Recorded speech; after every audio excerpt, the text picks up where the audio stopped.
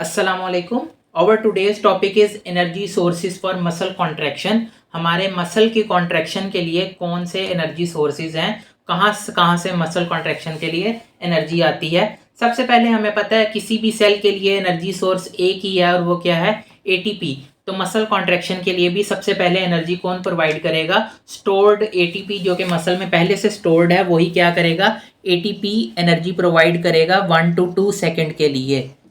Stored ATP ने कितनी देर तक एनर्जी प्रोवाइड करनी है, सिर्फ 1 to 2 सेकेंड के लिए। और एटीपी जब एनर्जी प्रोवाइड करता है तो वो किस तरह करता है, एडीपी और फॉस्फेट में टूट जाता है। अब हमारे मस्कुलर कॉन्ट्रैक्शन के प्रोसेस के लिए हमें एटीपी की ज़रूरत है। अगर एटीपी इसमें टूट गया तो अब हमें चाहिए कि ये एडीपी दोबारा एटीपी में कन्वर्ट हो जाए। तो रीफॉस्फोराइलेशन ऑफ एडीपी जो है वो ज़रूरी है। रीफॉस्फोराइलेशन ऑफ एडीपी किस तरह होगी, सबसे पहला प्रोसेस है फॉस्फोक्रेटिन, सबसे पहला एनर्जी सोर्स है फॉस्फोक्रेटिन। एटीपी के बाद रीफॉस्फोराइलेशन ऑफ एडीपी के लिए एनर्जी कौन प्रोवाइड करेगा, फॉस्फोक्रेटिन। और ये कितनी देर तक एनर्जी प्रोवाइड करता है, फॉर 5 to 8 सेकेंड्स।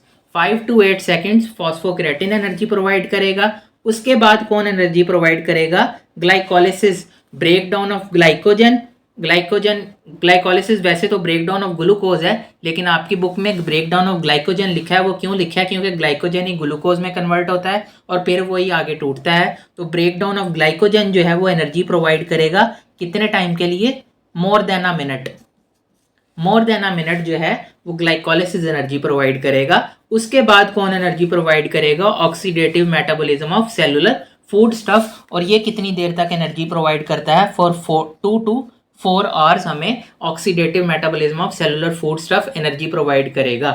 अब आपकी बुक में वो एक बात लिखता है कि ग्लाइकोलिसिस जो है उसकी 2 इंपॉर्टेंट बातें हैं। क्या क्या इंपॉर्टेंट बातें हैं, कि इसको एक तो ऑक्सीजन की ज़रूरत नहीं है, दूसरा इसकी एटीपी फॉर्मेशन जो है वो 2.5 टाइम्स फास्टर है as compare to oxidative metabolism of cellular food stuff.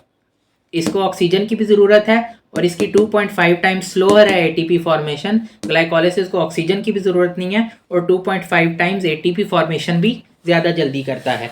अब इसमें से एक तो सीधा ये वाइवा क्वेश्चन है कि energy sources of muscle contraction क्या है। इसके अलावा एमसीक्यू किस तरह बनता है कि सपोज एक बंदा जो है वो जॉगिंग कर रहा है, फॉर 30 मिनट्स उसको गुजर गए हैं जॉगिंग करते हुए।